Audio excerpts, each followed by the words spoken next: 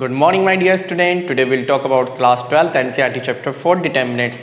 देखिए आपका डिटर्मिनेंट्स क्या होता है। आज हम डिटर्मिनेंट्स के बारे में बात करेंगे। अगर आप डिटर्मिनेंट्स पढ़ रहे हो तो इसको पहले आपको मैट्रिक्स के बारे में पता होना काफ़ी ज़रूरी है।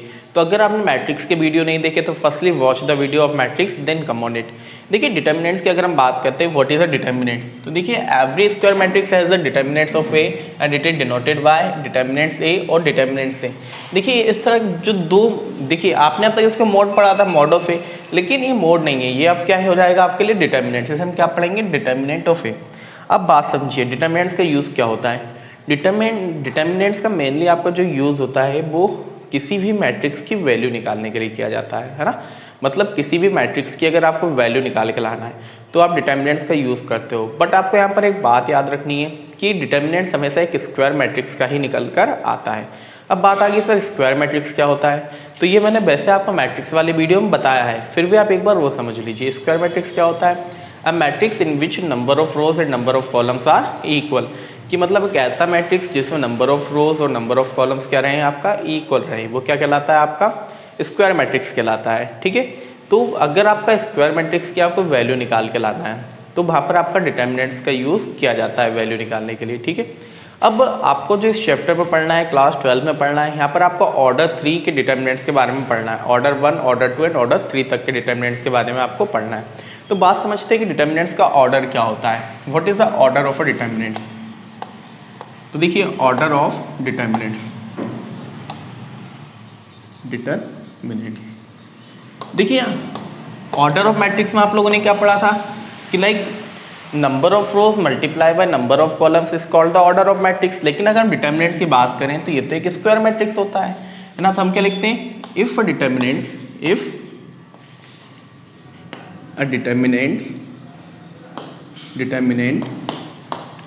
Has n rows and n columns, then order of determinants, then it is said determinant of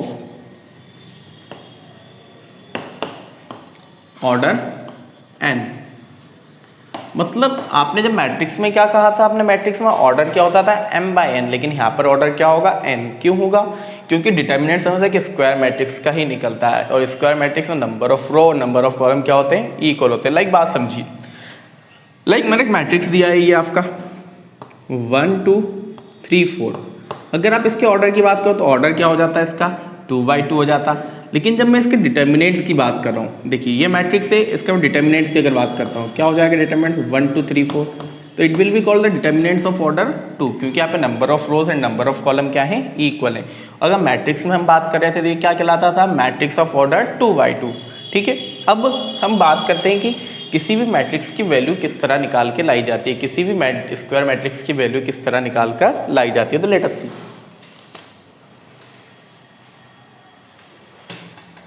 देखिए समझिएगा आप, सबसे पहले हम बात कर रहे हैं वैल्यू ऑफ मैट्रिसेस, है ना, वैल्यू ऑफ मैट्रिसेस की किसी भी मैट्रिक्स की वैल्यू किस तरह निकाल के लाई जाती है। तो हमने अभी बात की कि डिटर्मिनेंट्स का यूज़ किसी भी मैट्रिक्स की वैल्यू निकालने के लिए ही किया जाता है। तो अगर हम बात करता हूँ ऑर्डर 1 का मैट्रिक्स है आपके पास एक ऑर्डर 1 के मैट्रिक्स का मीनिंग क्या होगा कि इसमें 1 रो होगी और 1 ही कॉलम होगा। तो लाइक मान लिया कि आपने एक मैट्रिक्स है आपका ए जो कि है ए, ठीक है, ऑर्डर 1 का है मतलब 1 रो 1 कॉलम।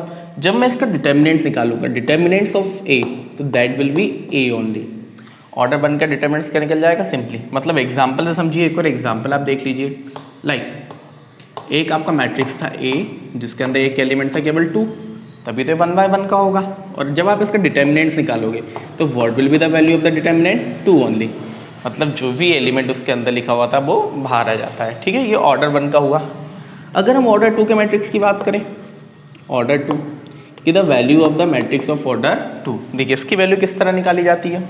तो इसकी वैल्यू निकालने के लिए आपने क्या कहा, आपने कहा सही मैट्रिक्स है आपका ऑर्डर 2 का A11 A12 and B11 and A11 and A12 and यहाँ पर क्या था हम लोग का A21 एंड A22, ठीक है।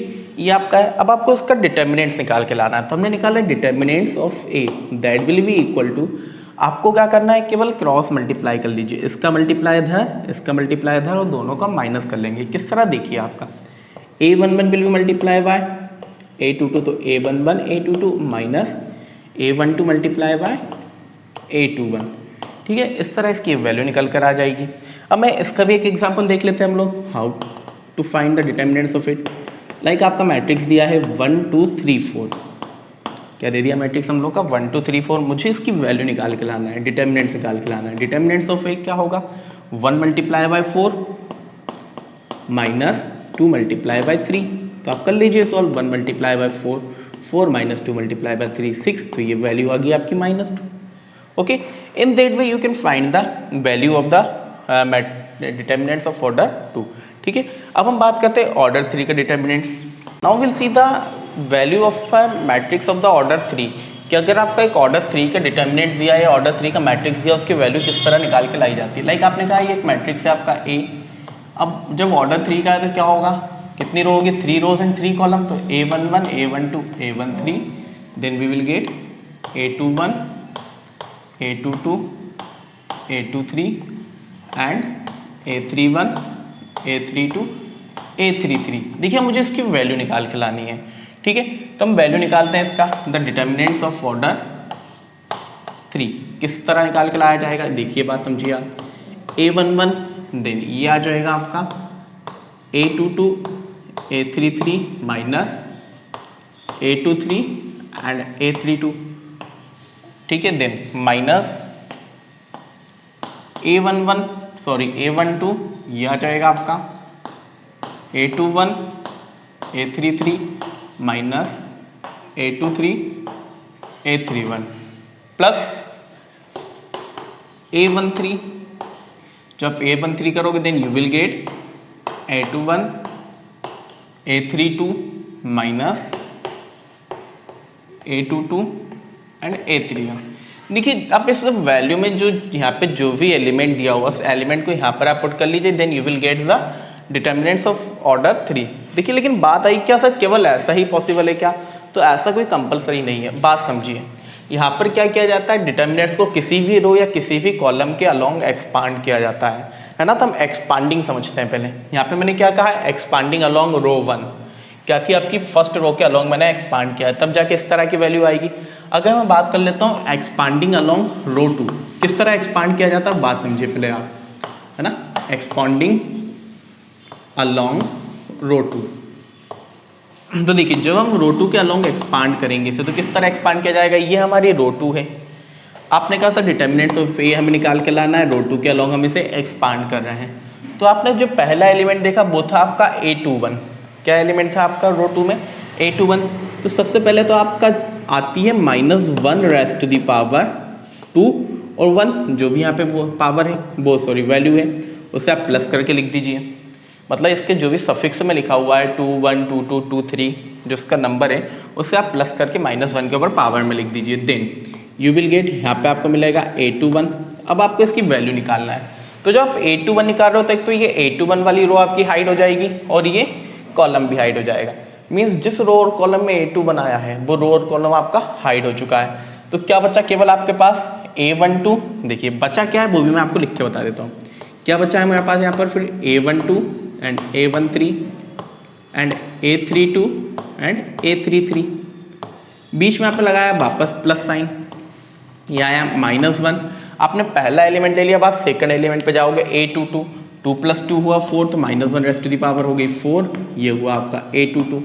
देन अब आपने ये कॉलम हाइड हो जाएगा और यही वाली मिडल वाली रो हाइड हो जाएगी, तो क्या बचेगा आपके पास, देखिए आप A1 A31 A13 A11 A31 and A13 A33, that will be remain with us, ठीक है। देन प्लस अब जो थर्ड एलिमेंट आपका, थर्ड एलिमेंट पे आ गए हम A23, तो पहले तो हमने लिखा -1, 2 + 3 क्या होगा 5, तो -1 रेज़ टू दी पावर 5, ये आया आपका A23। अब A23 के लिए क्या होगा, लास्ट वाला कॉलम और मिडल वाली रो आपकी हाइड होगी, तो क्या बचा केवल A11, A12, A31, A32।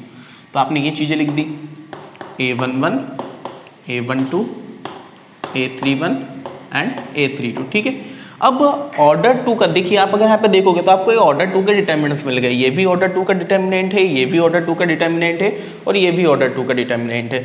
तो ऑर्डर 2 के डिटर्मिनेंट की वैल्यू आपको निकालनी आती है। अब पहले तो यहाँ पे बात समझिए, यहाँ पे ये क्या हो गया, -1⁻³ थी, मतलब ये आ जाएगा आपका -1 और ये आया आपका A21। यहाँ पर हम क्रॉस मल्टीप्लाई करते हैं, A12 multiply by A33, A12 A33 minus A13 multiply by A32, A13 multiply by A32 मिल गया हमें, ठीक है। -1⁻⁴ आपने किया तो आपको मिल गया 1, तो 1 से कोई फर्क ही नहीं पड़ रहा हमें। ये हो गया A22, then A11 multiply by A33, तो A11 A33 बीच में आया माइनस साइन, A13 A31, ठीक है। ये हो गया -1⁻⁵ था, तो ये भी बन गया आपका -1, ठीक है। तो प्लस इन माइनस हो चुका है आपका माइनस, आपने यहाँ पे लगाया A23, देन वही क्रॉस मल्टीप्लाई आपने किया A11 A32 minus A12 A31। तो देखो मैंने आपको बताया कि आपको अगर रो 2 के अलॉन्ग एक्सपांड करना तो आप किस तरह कर सकते हो। Similarly you can expand it along row 3, आप रो 3 के अलॉन्ग भी एक्सपांड कर सकते हो। आपको मेनली जो ध्यान रखनी है वो चीज़ क्या है केवल आपका, कि कब माइनस आएगा और कब प्लस आएगा।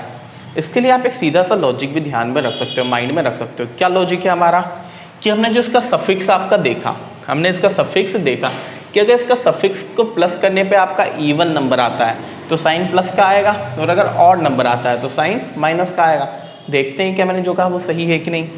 आपने सफिक्स देखा था 2 1 था, 2 1 3 क्या होता है, ऑड, मतलब साइन किसका आया, माइनस का आया। आपने 2 2 देखा, 2 2 क्या होता है, इवन, तो साइन किसका आया, प्लस का आया। 2 3 देखा क्या है आपका, ऑड, तो साइन किसका आया, माइनस का आया, है ना। मतलब अगर सफिक्स को प्लस करने पे जो नंबर आ रहा है वो इवन है तो प्लस साइन, और ऑड है तो माइनस साइन। इसके अलावा आप एक चीज़ और ध्यान में रख सकते हो सीधा, कि जो भी डायगोनल एलिमेंट्स वाले हैं, चाहे वो डायगोनल इधर बने या डायगोनल इधर बने, उसके लिए प्लस आता है, बाकी सारे के लिए क्या आ जाता है आपका, माइनस आ जाता है, ठीक है। तो बात समझिए, अगर आपने कहा सही है तो आपने रो 2 के अलॉन्ग एक्सपांड किया, क्या रो 3 के अलॉन्ग भी एक्सपांड कर सकते हैं, definitely you can expand it along row 3, तब भी आपकी मैट्रिक्स की वैल्यू, डिटर्मिनेंट्स की वैल्यू सेम ही आएगी। आप अगर चाहो तो आप इसको कॉलम के अलॉन्ग भी एक्सपांड कर सकते हो, लाइक कॉलम 1 के अलॉन्ग। चलिए मैं बता देता हूँ कॉलम 1 के अलॉन्ग एक्सपांड करके आपको, लाइक एक्सपांडिंग अलॉन्ग कॉलम 1। देखिए अभी मैंने एक रो के अलॉन्ग बताया और एक कॉलम के अलॉन्ग बताया, फिर बाकी आप करके देख लीजिएगा, ठीक है। ये जो था ये क्या था हमारा पहला वाला, एक्सपांडिंग अलॉन्ग रो 1, एक्सपांडिंग अलॉन्ग रो 1, और ये था रो 2। अब एक्सपांडिंग अलॉन्ग कॉलम 1, तो कॉलम 1 में अगर आप एलिमेंट देखो तो आपको क्या क्या दिख रहा है, A11 A21 और A31, इसी के अलॉन्ग हमें से एक्सपांड कर देना है। तो लेट अस सी, हमने निकाला डिटर्मिनेंट्स ऑफ A। अब देखो मैं प्लस और माइनस की बात कर रहा हूँ सीधा, मैंने कहा सर पहला एलिमेंट तो A11 है, 1 + 1 2, मतलब क्या इवन नंबर, तो साइन प्लस का आना है, तो हम अब -1 लिख ही नहीं रहे, हमने सीधा लिख दिया प्लस साइन A11। अब यहाँ पर क्या बचेगा आपके पास, जब A11 की बात करो तो आपने पहले तो ये कॉलम हाइट किया और फिर ये रो हाइट होगी। क्या बचे एलिमेंट, जो एलिमेंट बचे हैं वो लिख लो, दोनों को हाइट करने पे क्या बचा मेरा, A22 A23 A22 A23 and A32 A33, ठीक है। ये आया पहला एलिमेंट। अब कॉलम 1 की बात कर रहे थे हम, तो सेकंड एलिमेंट कॉलम 1 में क्या है, A21, 2 और 1 को प्लस करने पे क्या आया, 3, ऑड नंबर है, तो ऑड है तो साइन आ गया आपका माइनस का, फिर आपने लिखा माइनस A23। जब आप A23 की बात, वो सॉरी A21 है ना, जब आप A21 की बात करो तो एक तो ये आपके मिडल वाली रो हाइट होगी और मिडल वाला ये वाला कॉलम हाइट होगा। तो क्या बचा इनको हाइट करने के बाद में, A12 A13 A32 A33, तो आप लिख लीजिए वो A12 A13 देन A32 और A33, ठीक है। देन अब आ जाते हैं थर्ड एलिमेंट पे, A31, 3 और 1 को प्लस करने पे आया 4, इवन है मतलब प्लस साइन आना है, तो ये आ जाएगा आपका A31। A31 के लिए आप बात करो तो ये कॉलम हाइट होगा और ये रो हाइट होगी, तो एलिमेंट क्या बचे, A12 A13 A22 A23, A12 A13 A22 A23।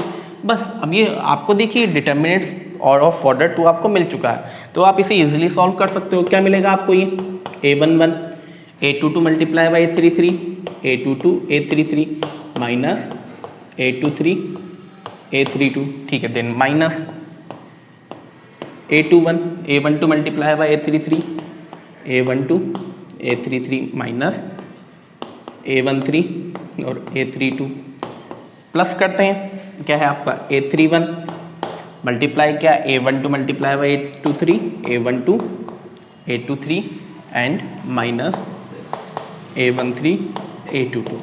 तो देखिए इस तरह हम इसको एक्सपांड कर लिया हमने, तो ये हमें वैल्यू मिल गई।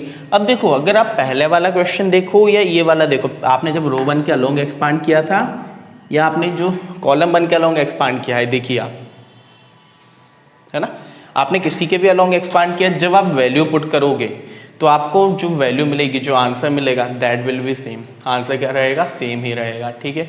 बात आ रही है समझ में आप लोगों को, ठीक है। अब बात कर लेते हैं वापस, अब इसका हम एक एग्जाम्पल समझते हैं, है ना, क्योंकि मैंने सिंपली आपको चीज़ें पूरी बता दी है क्या है, लेकिन अब हम एग्जाम्पल से और अच्छे से इस चीज़ को समझते हैं।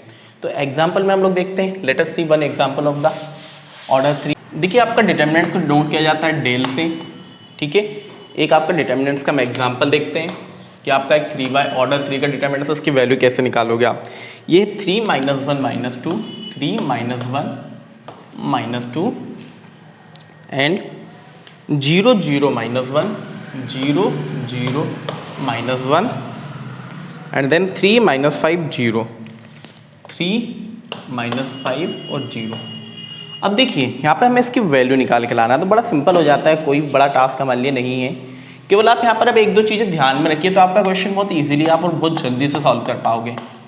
आप जहाँ तक पॉसिबल हो, हमने पढ़ा कि आप किसी भी रो या कॉलम के अलोंग एक्सपांड करो, आपकी वैल्यू सेम रहती है, तो आप उसी रो और कॉलम के अलोंग एक्सपांड किया कीजिए जिसमें मैक्सिमम 0 हो, तो आपको क्वेश्चन ज़्यादा सॉल्व करने की नीड नहीं रहेगी। बात समझ पा रहे हो ना आप। तो देखिए यहाँ पे मैक्सिमम 0 तो आपकी रो 2 में है, तो हम इससे रो 2 के अलोंग एक्सपांड कर सकते हैं।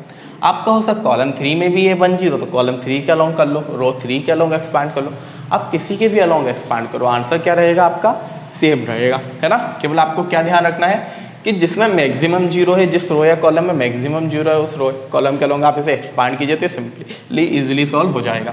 तो हम लिखते हैं, आपको लिखना भी पड़ेगा, एक्सपांडिंग अलोंग रो 2। रो 2 के अलोंग क्यों एक्सपांड किया मैंने, क्योंकि उसमें नंबर ऑफ जीरोस आपकी ज़्यादा है। तो जो आपका डिटर्मिनेंट निकल कर आएगा डेल, जब आप रो 2 की बात करो, तो हमने अभी पढ़ लिया था कि जो डायगोनल एलिमेंट्स पे क्या प्लस साइन होता है और बाकी सारे पे माइनस साइन होता है, तो मुझे कोई दिक्कत ही नहीं है। सबसे पहला एलिमेंट है आपका 0, क्या डायगोनल एलिमेंट है क्या, नहीं है, तो माइनस साइन आएगा, -0। जब 0 की बात करो, ये हाइड हुआ और ये हाइड हुआ, क्या बचा, -1 -2 -5 और 0। अगर आप चाहो तो आप सीधे मल्टीप्लाई करके भी लिख सकते हो, कोई प्रॉब्लम नहीं है। +0, प्लस क्यों आएगा, क्योंकि डायगोनल एलिमेंट है। देन जो आपने इसको हाइड किया, ये हाइड हुआ एंड ये हाइड होगा, तो क्या बचा आपके पास 3 3 एंड -2 0 3 3 -2 और 0।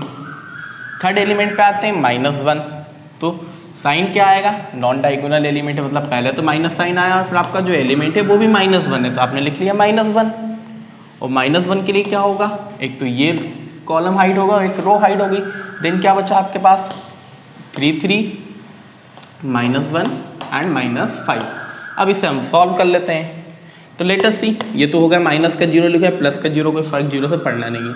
-1 मल्टीप्लाई बाई 0 0, बीच में आया माइनस साइन, -5 मल्टीप्लाई बाय -2, तो minus multiply by minus plus, और 5 मल्टीप्लाई बाय 2 10, तो मैंने लिख दिया सीधा 10 plus 0 3 multiply by 0 0 minus 3 multiply by -2 -6 हुआ आपका, तो ये बीच का जो -6 ये आपने लिख दिया -6, यहाँ पे हम कर्ली ब्रैकेट अप्लाई कर लेते हैं।